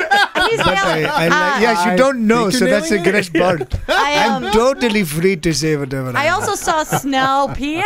Nice. Snowpiercer. I gotta tell you, I usually hate it when the air conditioning is on too high in a movie, but it worked for this one because it made me feel like I was actually there, that's good. and it kept me awake. horrible movie. Really? Oh my god! It's a bunch of fighting on a train. How boring could it be? You know what? I didn't like it either. Say that again and ask that question again. Hear yourself ask that question. It's a bunch of monotonous fighting on a train. It really is. Oh. And from what I'm told, and I was told that there was going to be a different cut of it. Like it's a Korean film, right? I'm sorry. It's a Korean film. Like a bloody Korean film, like an X-rated version or something? Yeah, I was told there might be a different version of it, but something about Harvey Weinstein put this out as it was, I think. And I was hoping there was stuff cut out of it. But hey, at least it gave us the hit song Snowpiercer. 1, 2, 3. Snowpiercer! All right. Sing the snow. For the train. He loves snow. Now, those are the movies that I He saw. loves only snow. Those are the movies I saw in the theater. But since it was a very, there was a lot of time. I had time to watch things on video too. I revisited Funny Farm because I actually that's the one movie. Great rewatch. I actually walked out of that one in the theater. Why? Because I was dissatisfied as well. I just didn't like it. It didn't move fast enough for me when I was like a kid. Great, and it but still in retrospect, doesn't really move. good, right? Oh no, you know don't what? like it. You don't like I it liked still? it. I liked parts of it so much, but in between it was a little slow moving. But I think the thing I loved most was Madeline Smith Osborne, who played his wife. In one scene, she's gardening when she finds the body. Yeah. And she has her legs spread open. And they have the camera going right up her shorts. And you see all sorts of business. And it's sexy as hell. Business. Yeah. Revisit the scene where she is gardening. Okay, because she's hot. Holy shit. I was sitting there with Ben and Paul, and we're all like, why is she doing total crotch shot? It's so sexy. Wow. The greatest line in that film, the definitive line is, cue the deer. Cue the deer. So I have a trivia Yellow question. Dog doesn't even know what town he's in. All right, so you got Yellow Dog, right? What was the other dog's name? They didn't get to name him. He just ran. I love them trying to yell after him. Dog! Hey! That made me actually almost fall Likes off to the run. couch. I revisited. I watched Iron Lady. Don't watch that. Not so good. Oh, that's the woman. She's a arms salesman, and then to fight crime, right? I would watch she puts that. Her heart. Yeah. The misstep people always thought Marvel was going to have. I rewatched. I was moving into the trailer where I was staying, and I needed to hook up the TV to the DVD player. Watch a little Ghostbusters. You can't go wrong there. Nope. In theaters. It's going to be coming out. I'm so excited. Captain Phillips, even better the second time. Very good. And then I watched the Grand Budapest Hotel, a giant comforter hug. I love that. It was so fucking good. That is a comforter hug of a movie, isn't it? Such a good movie. And of course, Wait, Bill is Murray. that out already? Is it? On video? Yeah. Oh. It was on Like, that was in Netflix. theaters in March. Netflix? Yeah, we were watching that. Mm-hmm. I need to find a Wes Anderson box set. I think I only own I know. 2 movies. I need to- and I I- want to watch Royal need to- Tenenbaums I've wanted to watch for like 5 years. I'm like, I got to watch that again. I Where need is to- that? The making He's of it so is good. the making of Royal Tenenbaums is amazing. And then the last thing I watched, which is so bizarre, we for some reason, because when you're alone out in the sticks, you start to believe in aliens a lot. I was really kind of every time I'd go somewhere alone, there's just stars everywhere. I'm like, I'm going to be abducted by aliens because that's what's going to happen in Sonora. So I started talking about that, and my friend goes, "Oh, you have to watch The Fourth Kind." This Mila Jovovich. I've heard Do you remember of that? this. 2009. The Fourth Kind, yes. We did All jokes right. about It's like this. a So- sequel to Third Kind, Close Well, Encounters. I of the looked it up Prequel to the because Fifth the Kind? deal is Yeah. there's different encounters whenever you're dealing with aliens. And so the first kind is a sighting, if you see Yeah. a little spaceship. Mm-hmm. The second kind is when there's actual evidence, like a wreckage from a spaceship Mm-hmm. or like Happens all the alien time. bodies. Crop happen circle, all crap the circle. time. Crap circle, sure. Third is when you have contact. So whenever we had Close Encounters of the Third Kind, that was contact with the aliens. I'm telling you, I had a lot of free time, Like the guys. movie Contact. And yes, and then the fourth kind is when they abduct you. Probing? There's probing in the and fourth there's kind? probing. Do they probe Mila Don't Jovovich? I could buy it. I think that Thank you, it Love makes Guru. Yes. Karen just wandered through the night. Painless. It's all namaste. We're all one. They just want to put their finger in your hiney. It's very simple. I was all excited because as I was watching it, they talk about actual footage and there's alien abductions and there's this woman who looks like an alien and she's all gaunt. And so then today when I was doing research on Wait, the Mila kinds, Jovovich? Is that what you're talking about? no, she plays okay. her. No. She sexes it up a little bit. Yeah, they she combine makes it her with hot. documentary She's all footage. gaunt. All right, so here's the thing I found out today. The documentary footage is all bullshit. That It's makes it all better, right? Bullshit. It fooled no, you. I Oh, wanted that it makes to it better. be real. If it fools you, that makes it better. It was all bullshit. It's just a fakey movie. They didn't even have a good website Blair Witch, presence. modern Blair Witch. Yeah, boo. All right, our show is ending once again with the great Karen's Birthdays, a segment of the show where we celebrate the birthdays of those who make the movies. Take it away, Karen. All right, so let's start off our months of birthdays by wishing a very happy birthday to some of my favorite people from the last 2 months. Oh, It was that's right. Adam's idea, and I thought that was smart. So first up, let's wish a happy birthday to Mr. Liam Neeson, who turned 62, but can play anywhere from 6'4" to 10 inches. Ah! Yes, he was rumored to be hung like an Evian bottle. Yeah. You can't do anything with that, though. Well, I guess. Oh, I get it. I've heard his dick is so big it only plays stadium. It's huge. Ooh, I love it. It's the most colossal cock I've ever seen. I'm not into cock myself, but it's the most spectacular, humongous penis. Did you put your name on it? Absolutely. Just expand on the side, Trump. When I was Enough watching for Donald Trump, I think. While I was watching Snowpiercer, I kept hoping that Liam Neeson would just show up for some reason and just save us from this terrible movie. I decided that there should be a law that if Liam Neeson, he has to be in all action movies, or else you don't have to pay full price. So if Liam Neeson is in it, you pay $11.50 and you love it. But if he's not in there, you only pay $6.25. I like that. I don't know why it's cold. Also, next up, let's wish a happy birthday to everyone's favorite live-action animated character, Johnny Depp, who turns 51 but can play anywhere from slightly confused. I know, 51, right?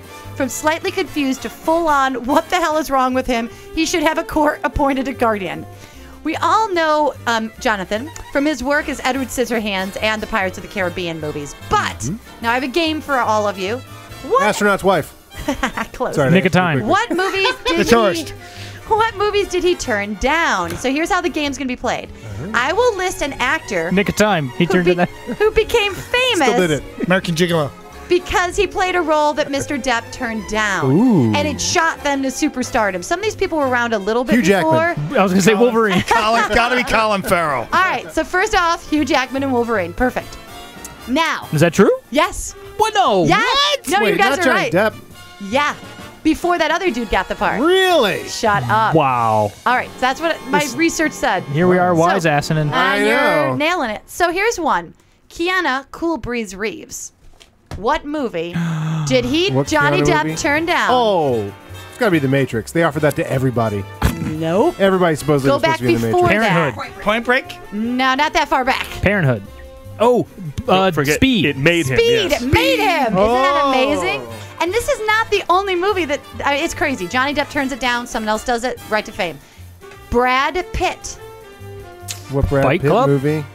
And it's a long time ago. Little part. Then he just. Was it Thelma and Louise? Yes. Thelma. What? Oh. Johnny Depp Such a is Thelma. small role. I know, and he turned it Yeah, down. for a TV star at that time? And then I have Hugh Jackman, which was Wolverine. And then, now Leonardo DiCaprio was already a little famous. But what movie shot him to superstardom that we could have had? Titanic. Yeah. Johnny Depp. Turned down Titanic. And Can you imagine the character he would have was played? quoted- Getting this. The internet? The It's gotta be internet. true. He was quoted by Howard Stern as saying that he labored through the script of Titanic and decided not to do it, much as I labored through the damn Titanic movie myself. Give it a good go, though. Ugh. We're gonna It's a have to boat. go off this It ship. hits. It hits I an know. iceberg. It sinks. It's like, Was it that difficult? Easy, now, easy. he's a man in love with Titanic. I'm a milt. I love that. I love Total that. milt. Total melt.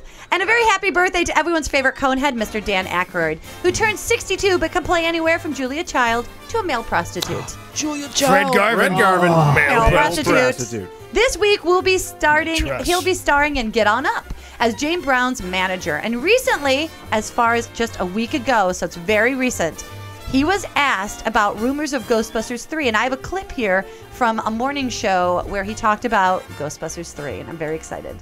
These are the most worthless. Right? Pretend I play it. Oh, I see. forgot it. Should've Oh, left it. then I have to tell you What'd he that say? he basically says, yeah, some people are thinking it will be early next year, I guess. But he says that once a year. Yeah, and he he said it- literally says that once a year. The thing is, he said it with no energy and no Yeah, believability. he doesn't even believe it anymore. He doesn't even know what's happening. I tweeted on the movie guys. It wasn't convincing at all. That Dan Aykroyd will be releasing his next rumor about the shooting of Ghostbusters 3 next summer.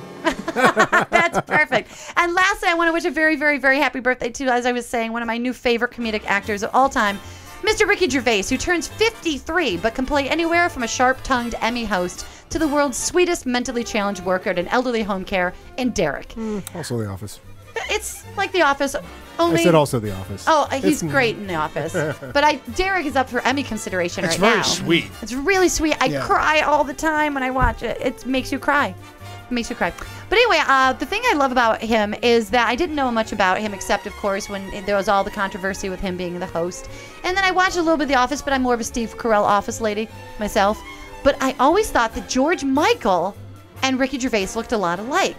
And so I was watching an episode of The Extras, which I fell in love with, and George Michael sits down on a bench, a gay bench, right next to him, and they look a lot alike. And I thought, oh my God, they totally do. And then guess what? Today is their birthday, and they share the same birthday. Oh. They're sort of twins, and it's sort of amazing. Little known fact about Ricky Gervais. Yes. He's British. I thought you were here, Lee. You can't tell because he has nice teeth. That's right. Now he does. Yeah. Teeth threw you off. So I want to say that because I am in love now with Ricky Gervais, I want to say he's my new boyfriend, and he looks a lot like one of my first boyfriends, Mr. George Michael. And Lee, you know how much I love celebrity singing. People ask me all the time, what are two things George Michael about has a song? That's the craziest celebrity thing. I gotta hear this. What are the two things that you tell them? I always tell Karen actually has a British accent that she hides. I hide it. And two, she loves when celebrities sing. I do, and so because George Michael's a singer, I thought we'd have one of my favorite ever all-time songs to go out on. And feel free You don't to mean bop George along. Michael from Arrested Development. Okay. No. But I do like that George Michael, too. I defy you not to enjoy this song. It's not possible. I've already lost. That's right. No, you weren't supposed to at the time. Wham! You weren't supposed to like him in high love it. school. No. I was sure he was going to marry me and he wasn't gay. My brothers used to be like, are you kidding? Of course, my brothers were into Ozzy Osbourne. Well said. That wraps another movie showcast, everybody. Follow us on Twitter at The Movie Guys, on Facebook.com/The Movie Guys, as well as YouTube, iTunes, SoundCloud, Vine, Instagram, LinkedIn, all that shit. Wake me up.